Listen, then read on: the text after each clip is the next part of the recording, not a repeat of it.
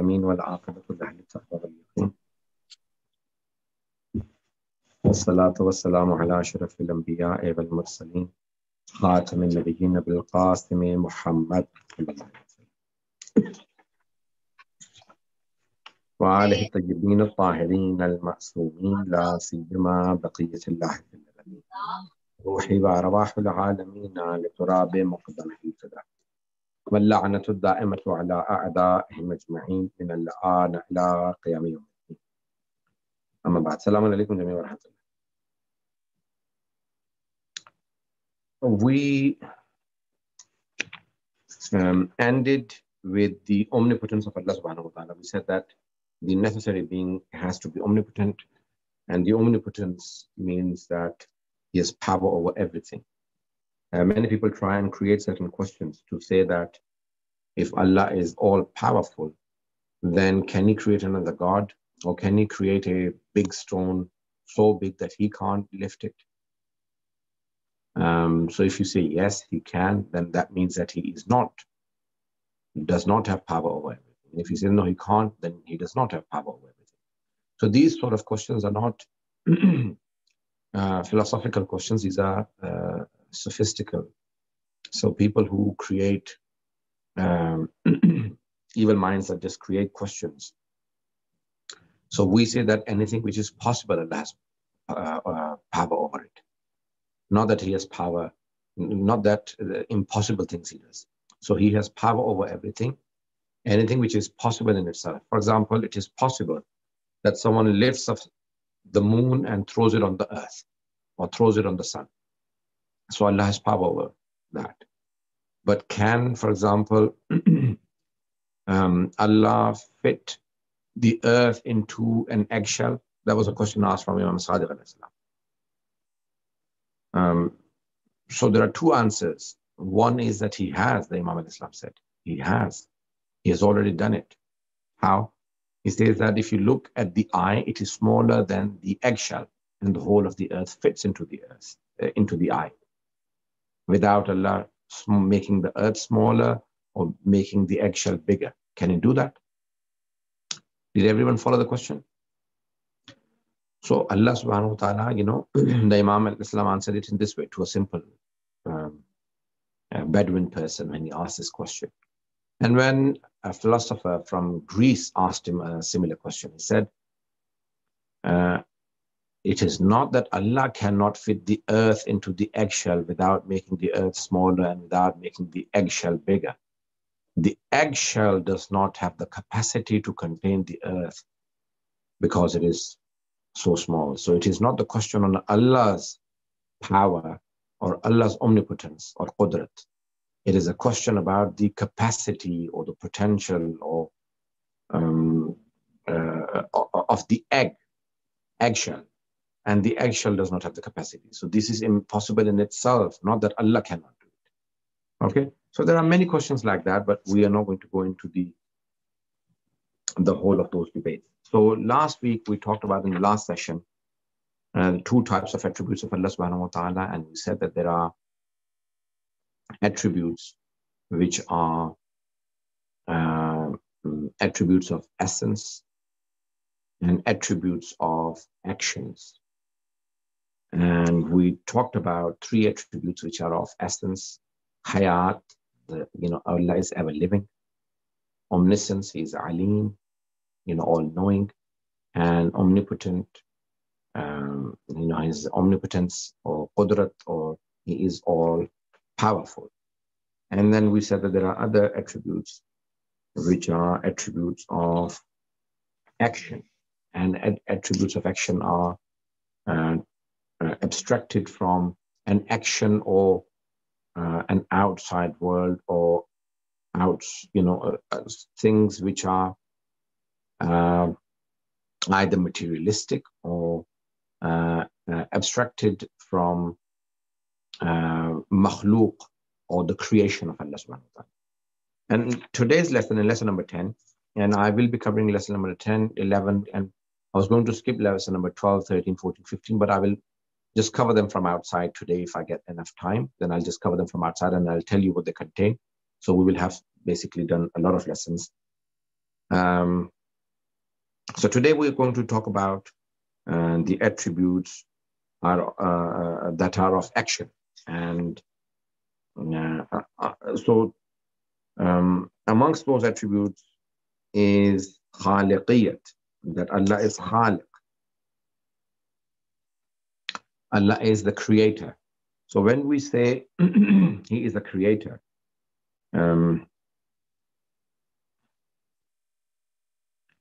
it means that he's either, there are two standpoints. He says that Allah subhanahu wa ta'ala is either khaliq or mubdi. So khaliq is the creator and mubdi is originator. So he originates. So sometimes we say creator can be producer or can be someone who makes something from something. So I can make a table from wood and other things. And so I have an example in front of me, and some people are inventors, so they invent things. So Allah subhanahu wa ta'ala, is he an inventor? Did he invent things? When we say he's a creator, he's a producer, inventor. And so if you look at the Islamic teachings, Imam al-Islam says that, for example, he had no example to follow. He created this universe perfect without an example for him to follow. And he originated everything. So he is ibda, he originated, meaning he had no examples to follow. He is the creator. He is the creator without examples and without trials. So no examples to follow and no trial and error. So Allah subhanahu wa ta'ala, as being the creator, he has no trial and errors. Does that make sense? So he has no trial and errors. And when we say that he is, he is raziq, he gives sustenance. We can, so there are many people who argue that many of these attributes are attributes of essence, and that he has the, he is the creator. And others argue that he has the power to create. And when he has the power to create, then power or the omnipotence of Allah subhanahu wa ta'ala is the attribute of essence, and khaliqiyat or creation is an attribute of action. So Atala Misbah Yazid, being a philosopher, marhum, he argues that many of these, like raziqiyat and khaliqiyat, rububiyat, many of these attributes are attributes of action. And he will go into some of the others.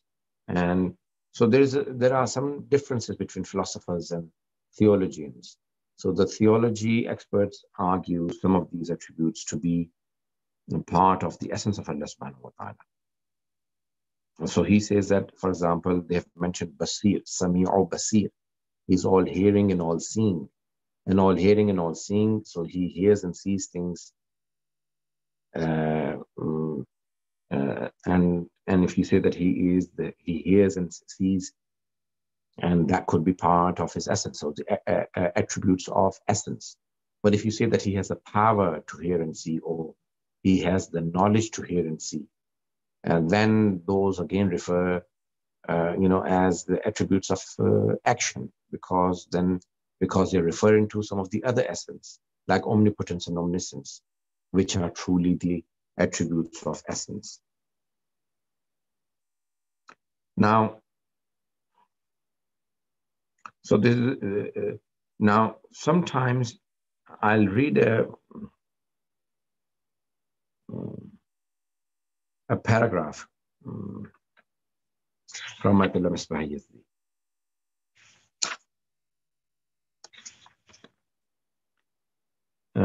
And that is the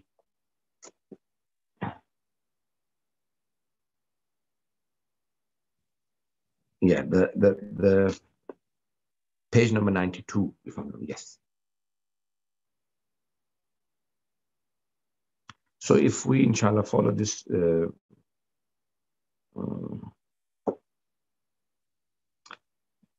follow the text of Ayatollah Misbah Yazdi, and I'll read this out, and then you can, inshallah, understand it better.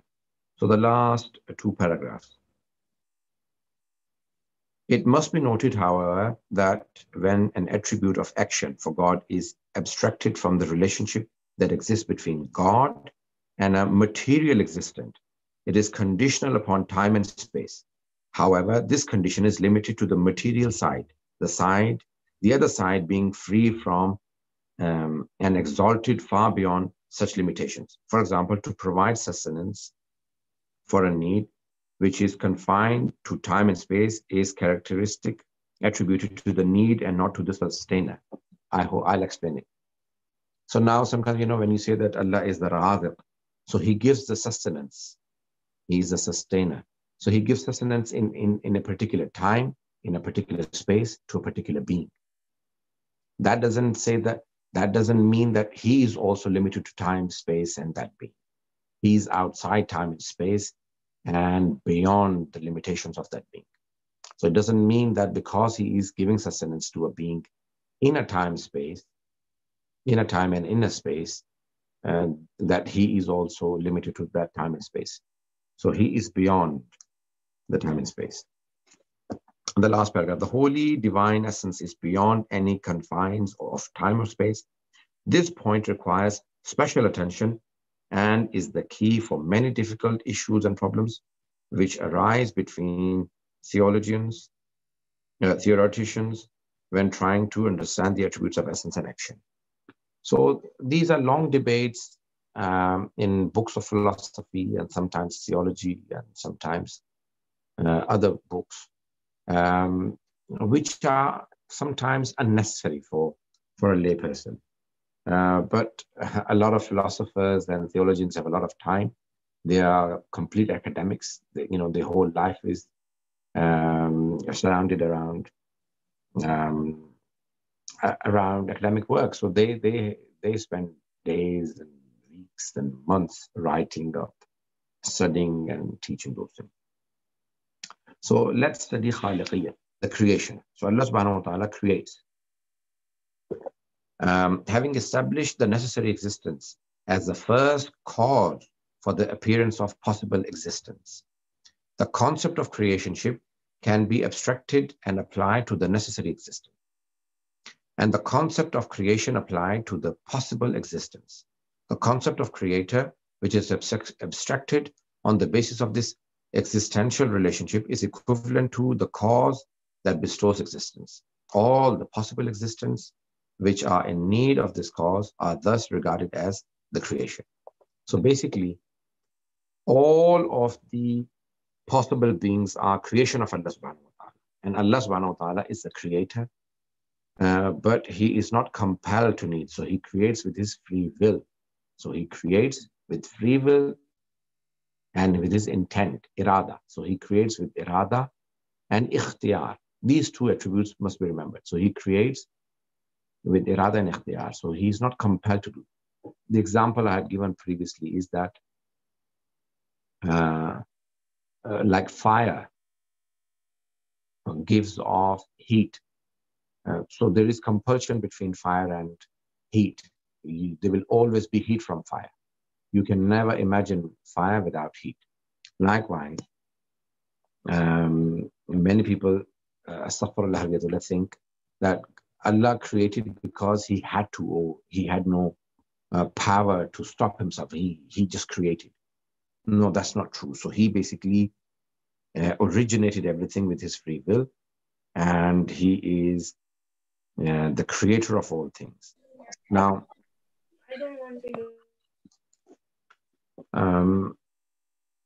the word creation can at times be used in a limited way, such as when it defines material existence as compared to the concept of primordial invention, ibda, which considers those existence not preceded by matter. Bringing into existence can be divided into primordial inventions and creation. The ability of God to create can never be compared to human activity, which requires movement and the utilization of bodily limbs, which pertains to action. The achievement of this action is known as the result of this action. It is not the cause of creation. It is not the case that creating is one thing and being created is something else, because in addition to the fact that God transcends motion and the peculiarities of bodily existence, if God's creating had an objective referent, misdaq aini, along with the essence of the created, it would have to be counted as a possible existence and as one of his creations, and the discussion around its creation would be repeated in relation to it. Rather, just as the definition of the attributes of action had been discussed, these types of attributes are concepts that have been abstracted from the connection and relationship between God and his creation, basing a view on the connection and relationship is in activity of the mind. Now, many people think that he made, like for example, I make the table. So Allah does not use bodily parts, or he does not have a hand, or ma khalaqtu biyadayya. So sometimes, people, unfortunately, Muslims have taken verses literally and have confused themselves and the rest of the people that Allah created things with his hands, or limbs, or so his creation is, he originates, but with a will, with an intent, will and intent. So he does not make things with his limbs. So he has no limbs. So his is an intent that creates things. That's the khaliqiyat of Allah subhanahu wa ta'ala. And even mujarradat, even the things which are immaterial, like the soul, like many other things. So he creates them with just one intent, one kun. He says be, and they are. I will discuss that a bit later today, in the second part, in lesson number 11, inshallah. Now, one of the other attributes of Allah to remember is rububiyyat. Rububiyyat in English is translated as lordship. Rububiyyat is from a rab. Rububiyyat is like nurture. He nurtures everything. He is murabbi, tarbiyat. So from tarbiyat, rab, murabbi, all of these words are from the same root word. When Allah subhanahu wa ta'ala created, it is not that he created and that's it, things have become independent. All things remain dependent upon him, even after being created. So they're not independent. Yes, they have free will to do things, but that doesn't mean that they exist on their own. So Allah subhanahu wa ta'ala has created everything, but he has not created them independent of himself. So everything remains, exists under his guardianship. And so existential lordship, which includes managing the affairs of all existence and provision for their needs, thus engendering the universe. So there are two types of rububiyyat he has argued. One is rububiyyat takwini, the other one is rububiyyat tashri'i. Everyone paying attention to this? So when we say he is his lordship of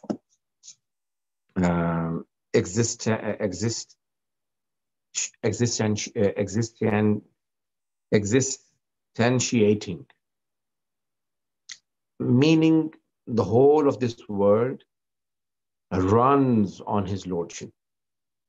The sun, the moon, the stars, everything rotates and runs on a automated system. That's takwini.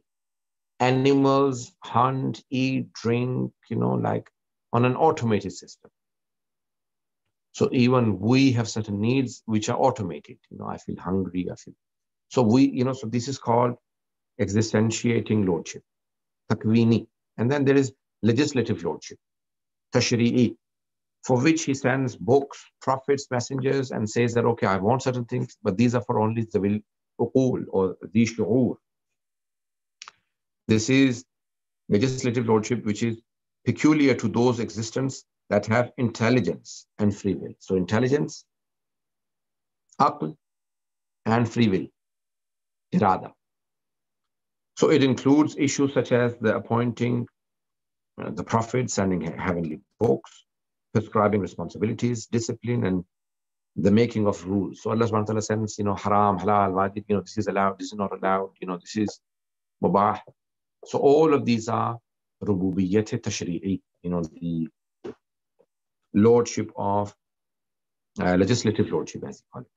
So Allah subhanahu wa ta'ala has, given us responsibilities. And they apply only to human beings. They don't apply to animals. But anyway, there is a whole khutbah from Islam. Bashir pointed out that Imam Islam says that even if a bird committed adultery, then the bird would lose all of its wings. So they have a existentiating lordship. They run in a nature, and if they step out of that nature, then they get punished as well. But anyway, I don't want to go down that line. So we are basically more concerned about human beings. So humans have, two. So we have the existentiating lordship, and we have legislative. So Allah subhanahu wa ta'ala is Rabb. So as he is Khaliq, he's the creator. Then we depend upon him even after being created. Upon him, upon all of our needs are fulfilled by Allah subhanahu wa ta'ala as a Lord. So he's Khaliq, creator, and then Lord, Rabb, where he nurtures our needs. The oxygen, the food, the drink, the water, everything that we need. Our natural needs are fulfilled by Allah subhanahu wa ta'ala. So he's not just creator and then he leaves. No, he is Rabb. Everything depends upon him. So the last paragraph I'll quickly read out. So the absolute lordship of God means that all creatures depend upon him. The dependency that exists between creatures also returns to dependency upon God. He is the one who manages his affairs through his creatures, guides intelligent existence, and assigns responsibilities, rules, and regulations for them. Lordship is similar to creationship in its being a relationship concept. However, with the difference that sometimes the relationship between creatures is also considered as mentioned earlier in the discussion on sustenance. So again, there are attributes of action.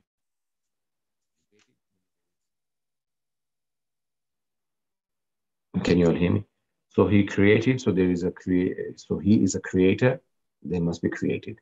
He is sustainer, so there is someone sustained, and he is the Lord, so there is someone who is who he is the Lord of. Okay. And finally, the last attribute in this lesson is uluhiyyat. Uluhiyyat is translated into English as divinity, divinity or deity. Deity is it? Deity? Deity? Deity. A deity is that he is ma'bud. So uluhiyyat. Our imams have said that do not ever call us ilah. Do not ever refer to us nazzaluna anil uluhiyya. So do not ever call us ilah. There is la ilaha illallah. There is no God but Allah. Or there is no deity. Or there is no divinity. Ilah. So there is a whole, Atala Misbah Yazdi goes on to explain that there is a whole debate on what does ilah mean or uluhiyyat mean in the books of tafsir. Scholars, Muslim scholars have gone on to explain because Allah has mentioned ilah in the Holy Quran. But simply, most of the scholars have summarized it in this. Shia and Sunni scholars, and Atala Misbah Yazdi also agrees, and all other great scholars have agreed that ilah means ma'bud. Ilah means deity, someone who is worthy of worship, worthy of ibadat. And so there is no ma'bud. Abid is the one who worships. Ma'bud is the one who is worshipped. So Allah is ma'bud. and there is no other ma'bood other than Allah. So we only serve Him. He is to be served. That's called uluhiyyah. So Allah subhanahu wa ta'ala, like kitab. Kitab means something which is written, book, written upon. So ilah means ma'luh, ma'bood. So ilah is literally ma'luh, basically. So la ilaha illallah. There is no deity except Allah. So there is no one worthy of worship except Allah subhanahu wa ta'ala. So because He is the Rabb, He is the Khaliq, He is the Creator, He is the Lordship, He is the Lord, He is the Lord, He is the Creator. Therefore, He deserves the worship and obedience. So obedience and worship are only for Him. And if He says that, yes, obey my prophet or obey my sent imam or obey your parents, then we have to obey them because the one worthy of worship and obedience has said to obey. But He hasn't said anyone else to be worshipped. Okay. So now we have ended lesson number 10. Lesson number 11. So some of the other attributes, like the divine intent, or the will, as Sheikh Mirza Abbas has translated it. The divine will, irada, divine will, the divine intent, or hikmat, wisdom, kalam, speech of Allah, and sidq, that He's truthful. So these are some of the attributes that have appeared in the Holy Quran, the books of theology, and we will quickly discuss some of these in today's lesson. So lesson number 11, he goes on to say that there are certain other attributes, and one of them is irada. Irada is the will, as Mr. Abbas has translated. Some have argued that the divine intent, irada, or divine will, is an attribute of essence. And others have argued that it is an attribute of action, because it is Allah's intent. So there is something intended, and therefore it is to do with makhluk, or the creation. Therefore it is attribute of action. The others have argued, no, it is an attribute of essence. Even when there was nothing, Allah was murid. He had the intent, or He had the will. And the others have argued that this intent is either, this attribute is qadim, like eternal, or hadis, or is it one, or many, In philosophy, there's a whole debate on Allah's will. So Allah's intent, or the divine intent, that it is an attribute of essence. Anyway, so some of them have gone on and on. There are so many deep books where you get lost, to be honest, studying the divine intent of Allah, the irada. In brief, Atullah Misbah, he says that there are two meanings of the intent or the will of Allah. When you say will, the expression will in common use is employed in at least two senses. One is wishing or desiring, and the other is deciding to perform an action. So wishing for or desiring to do something. I desire something, yes? And sometimes you intend to do something. Irada means either desire to do something or intend to do something. Perform an action. If it means, that it is that you desire something, then Atullah Misbah argues that could be an attribute of essence. Because Allah, desires only which is perfect, and only that which is good, so it is something which is desired, then it will be a part of the attributes of essence. if he desires everything. He desires perfection. He desires for us. And that's from philosophy, obviously. Or the divine intent could also mean, so that's from the Holy Quran as well. You know, he desires, where in Surah Anfal, verse number 87, Allah says, Turiduna arada dunya, wallahu yuridul akhirah. You desire the world, and Allah desires the hereafter. So you desire this world, and Allah desires the hereafter. So he loves the hereafter. He wants you to make good the hereafter for yourself. And you want to make good this world. So, he desires. And then in Surah Yasin, verse number 82, Allah subhanahu wa ta'ala says, Innama amruhu idha arada shay'an yaqulu lahu kun fayakun. When he intends, let's see what he translated here.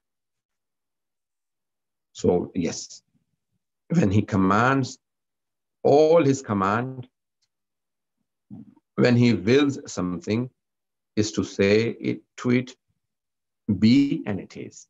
So when he wills something, he says, be, and it is. So when he, if he wills to do something, then he just says, be, and it is. So even, when we make an intention to do something, from intention to action, there are stages. For example, I intended to teach this lesson. So I made the intention, then I prepared, I came, and now I'm delivering this lecture. So from the intent to the action, there may be, a number of stages, 3, 4 stages. But Allah has no stages. His intent is the action. So he says, be, and it is. And when the Imam al-Islam was asked, Maula, is it really that he says be and things are? He says, no, even that is for you to understand that his intent is be, and it is. He doesn't say be, he just intends and things become. Okay? So it is important to remember that by relating to an attribute of action to God, it does not mean that a change occurs in the divine essence or that an accidental quality has been generated for God. On the other hand, it can be considered as a relationship attribute of action applied to God, which is abstracted by comparing the actions of creatures to the divine essence. So unfortunately, what happened was that in the early history, many people said, no, this is an attribute of essence and this is an attribute of action. And then they started doing takfir of each other. They started saying that you're kafir if you believe this and you're kafir if you believe that. But what happens is that it doesn't change Allah subhanahu wa ta'ala in any form. His existence doesn't change. It is how you perceive things. And with our limited knowledge and limited intellect, we don't perceive his essence and entirety. In fact, no one can. كل يوم هو في شأن.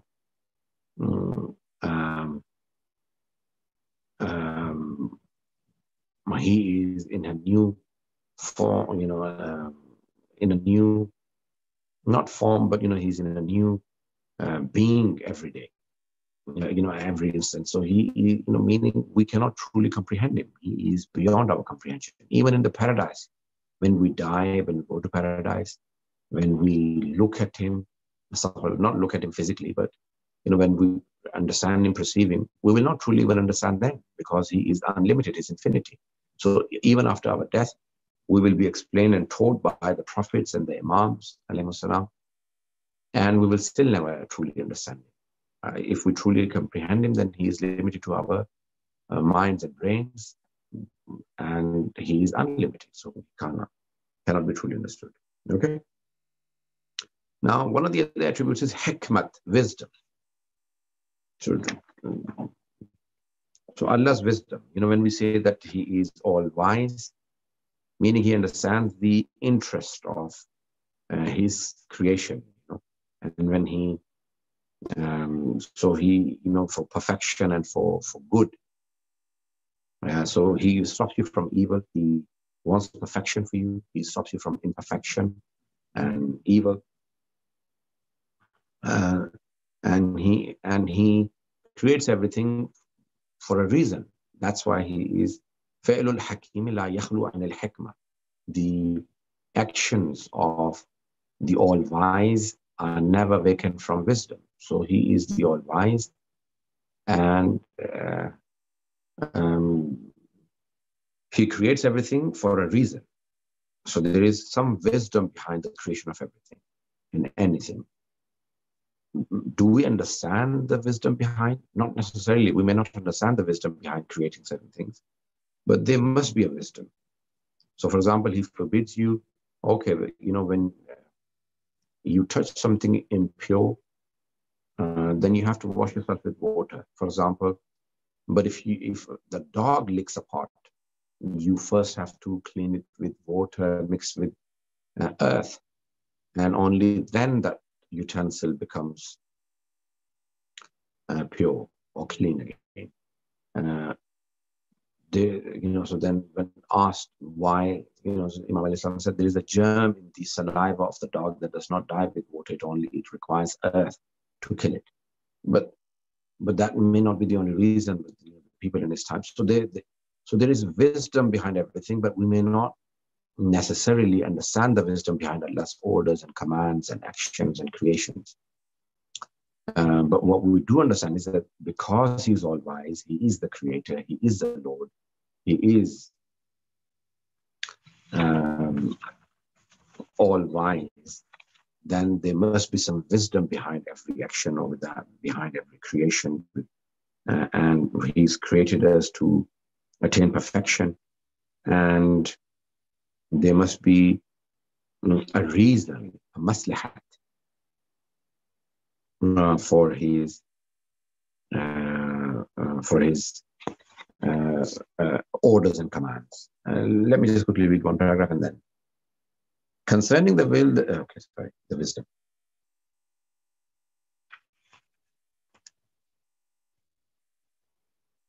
One should remember that just because a benefit fulfills a task, it does not mean that that benefit is the ultimate cause. For God, the Supreme. So there may be other causes, benefits. Rather, it is counted as subsidiary or consequential to the purpose. The fundamental final cause for the accomplishment of a job is love towards the essential infinite perfection, to which is also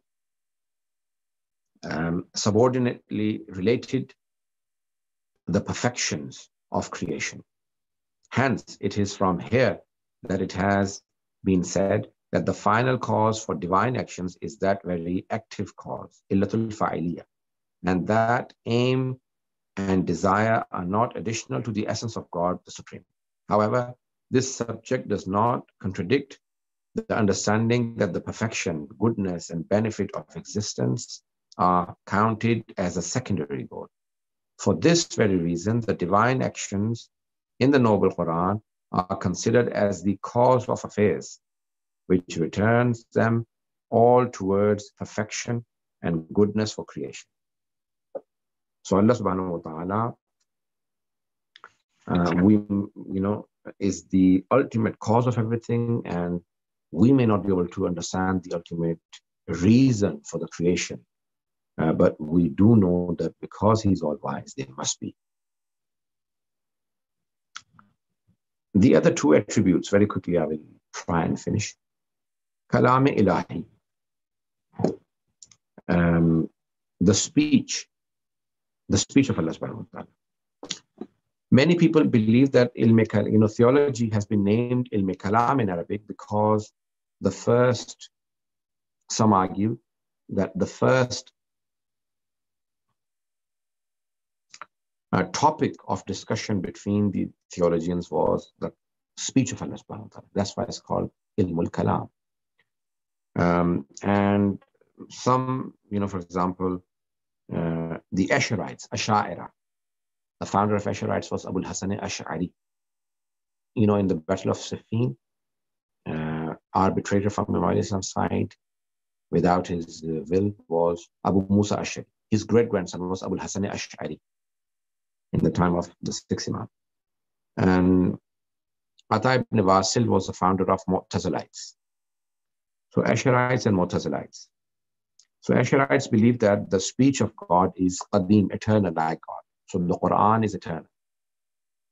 And the Mutazalites believe that no, it is hadith, it is created, it is a creation of God and not eternal. Otherwise we will have two eternal beings, one God himself and the other one is the speech of God. And they both called each other kafir because of this belief. So they said, the Usherites said the Mutazalites are disbelievers, and the Mutazalites said Usherites are disbelievers because they believed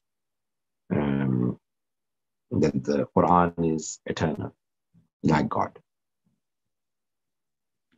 So when we say that Allah subhanahu wa ta'ala has attributes of essence and attributes of action, Al-Misbah argues that the speech of Allah subhanahu wa ta'ala is an action. So therefore it is an attribute of action, and therefore the speech or the Quran, or these are all actions of God, and therefore they are not eternal like God.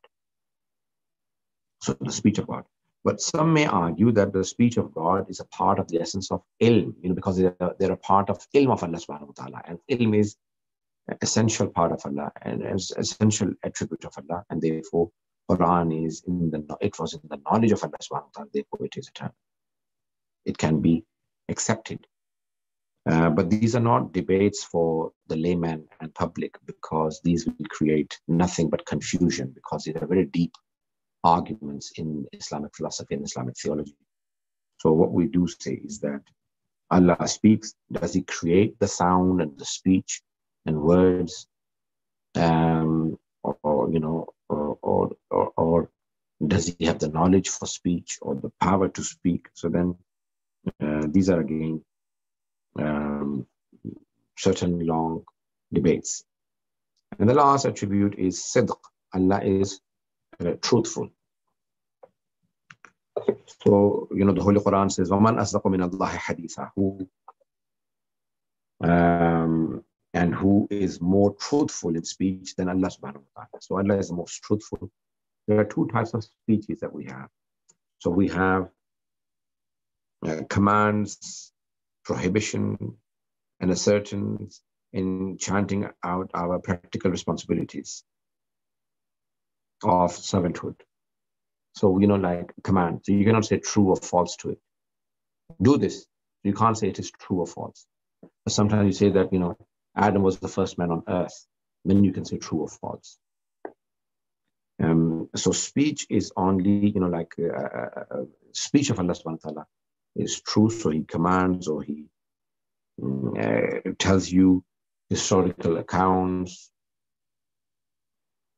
and the reasons behind his rububiyyah, lordship, about managing the world. All of these are attributes of Allah subhanahu wa ta'ala, which are attributes of action. I would like to end here, but before I allow you to ask questions, can I just quickly explain what is in lesson number 12-13? So he argues in lesson number 12,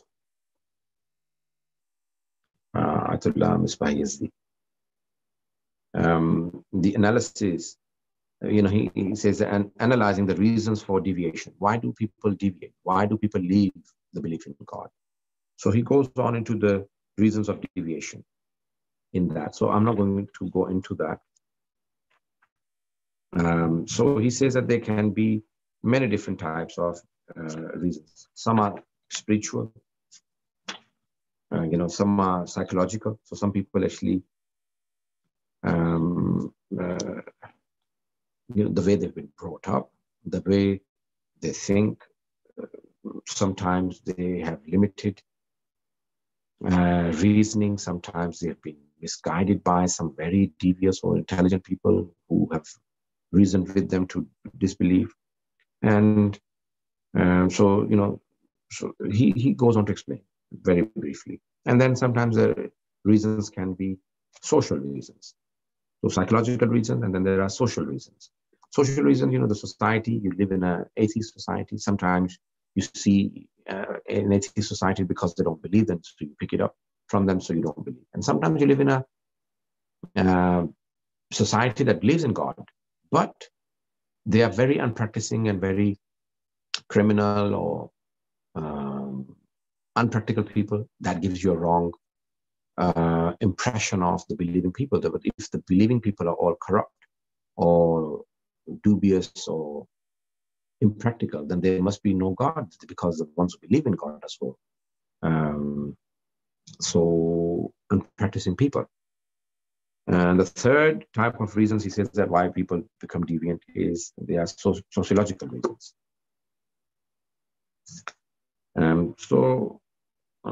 The society itself, leads certain people because of creating certain doubts, because of their actions, because of their actions. How do you counter them? So he just basically explains how to counter some of those.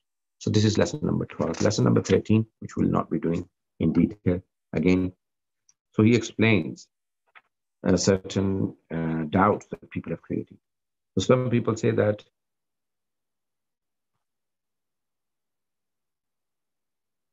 how can there be amongst everything which is materialistic a being which is immaterialistic, and that is God.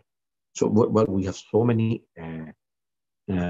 beings, like our spirit, which is not materialistic, our certain brain power, certain abstract thoughts, ideas, these are all immaterial.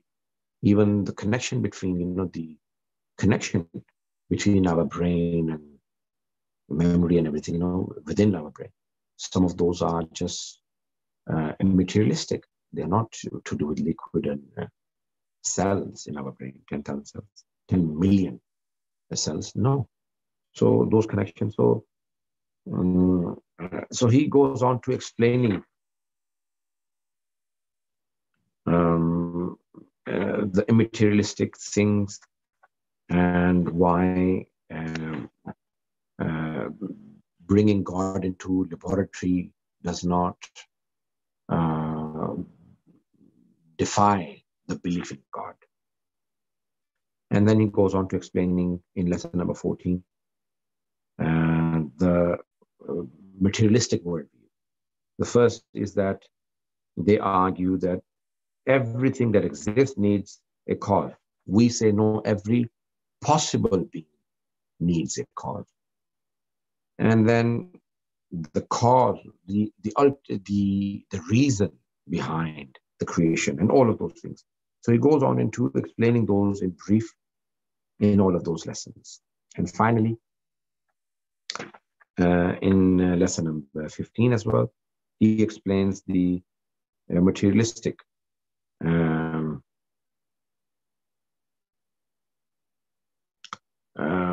philosophy,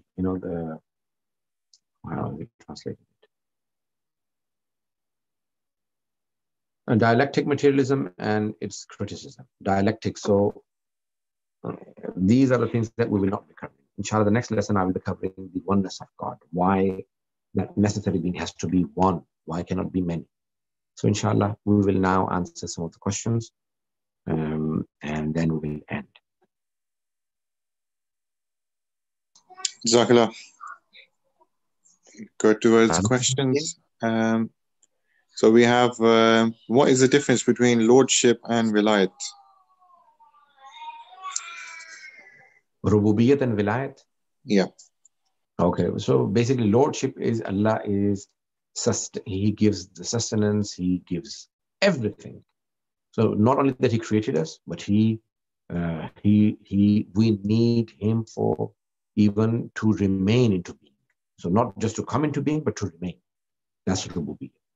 And Vilayat is His authority, that He has authority to guide, to order, to command, to all of those. His authority is Vilayat. Okay, Jazakallah. Another question is, I'm not sure the question is fully written, but it says, are the accidents will of Allah? So are accidents will of Allah? Okay, we will do that in Jabr and Ikhtiyar, not next lesson, but probably the lesson after that. That, for example, many things happen. For example, people are dying of hunger, thirst, and many things, like accidents happen. People give sadaqah and they're saved, and sometimes they give sadaqah and they're still not saved. So these are all to do with Jabr Ikhtiyar, and also Qada Qadr. So inshallah, we will cover them in that lesson, in not next lesson, but the lesson after that.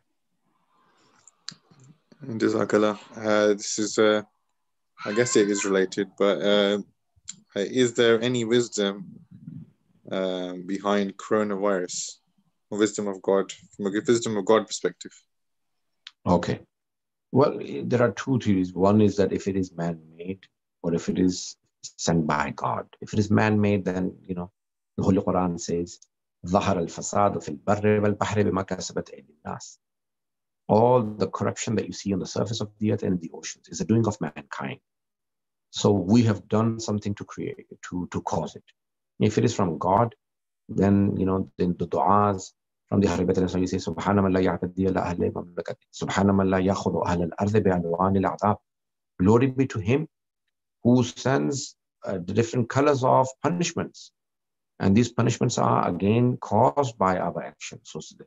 So for example, when zina increases, then earthquakes increase, or, so the different, some people do them, but then why is everyone? So when punishments come, so for example, the flood comes, it doesn't look between, for example, evil and good.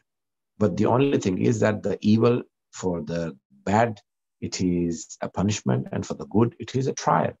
And at the result of the trial, you will be rewarded for it. So if you go through something bad, you will be rewarded for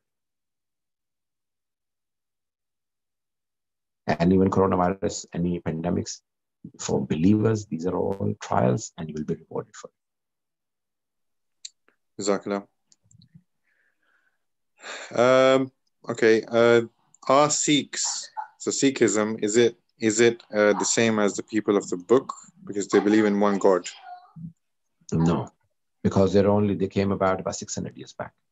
So people of the book are the ones that were before the Holy Prophet sallallahu alaihi wasallam, and the people of the book are, the Holy Prophet. The last testament is the Holy Quran. So the books that were given, most of the ulama believe that only Jews and Christians are people of the book. And some scholars like Atullah Khoyi and Atullah Khamenei believe Zoroastrians are also people of the book. I have seen the hadith myself, where Imam alayhi salam was asked about Zora and about Zoroastrians, Majusis. And Imam alayhi salam said that they are people of the book, they had a book.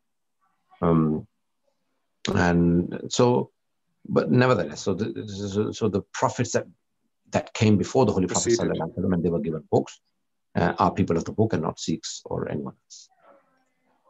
Jazakallah. I'm just going to skip this next one and put it to the end, if there is time. What was the arguments between the Usherites and Mutazalites? I think you did cover that. Mainly about the speech of Allah subhanahu wa ta'ala, then some of the attributes of Allah subhanahu wa ta'ala, about Jabr Ikhtiyar. Usherites believed everything is predestined, and Mutazalites believed everything is free will. Allah has no control over us, and everything we do ourselves. Usherites believe no, everything we do is predestined. Even if I sin, then Allah willed for me to sin. And Imam Sadiq al-Islam was asked, what is the true answer? He said, La jabra wa la tafwid walakin al-amru bayna al-amrayn. It is neither complete compulsion, nor complete free will. It is in between. So there are many, many debates they had. So it was the time of the development of the Islamic theology, Ilm Kalam, and so they had many disputes. Thank you. Yeah, so there are two questions that are not, I don't think they're very related, but I'll just read them out, and if you want, you can answer them now, or we can give a written response afterwards. One is, are mental illnesses and madness related? And then in the same topic, what is the difference between disease of the soul and mental illness? Okay. So mental illness and madness are not necessarily the same, because madness or craziness is basically sometimes when you have no senses whatsoever. So they have no taklif, they have no responsibilities, they have no duties from Allah subhanahu wa ta'ala. So they don't have to pray, fast. But the people who have mental illnesses, they have to fast and they have to pray, they have to fulfill the duties and obligations, because they may be in depression or may be mentally ill, but they're not mad or crazy. So they have to learn to control. Sometimes they can't, which is beyond their control. Then it is different. And sometimes they can, and they should. And so there are treatments that the mentally ill can take. Sometimes, antidepressants and other things. And sometimes it is not controllable. So it all depends on what stage of illness they are at. But mentally ill have to still, so the mental illness does not equate to madness or craziness.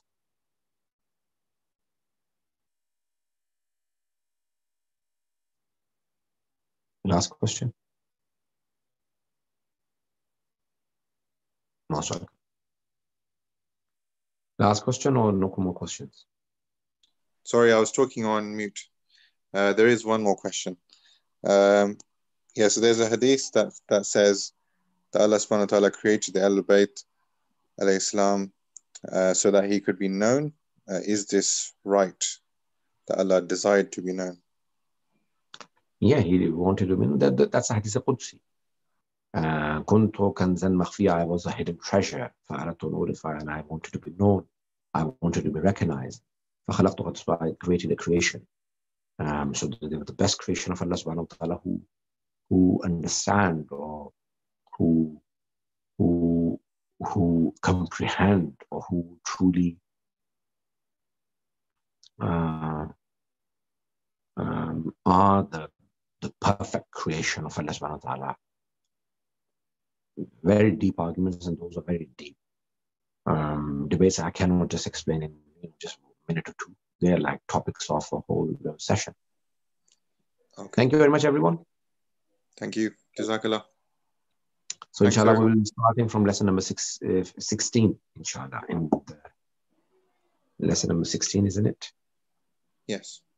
Yes, inshallah, in the next lesson. The oneness of God. And so lesson 16, 17, and then probably the last few lessons we will do. 2 more sessions, and then Tawheed and the attributes of Allah will be finished, and then we'll start Nabuwwat al-Muhammad in the oncoming sessions. Thank you very much, everyone.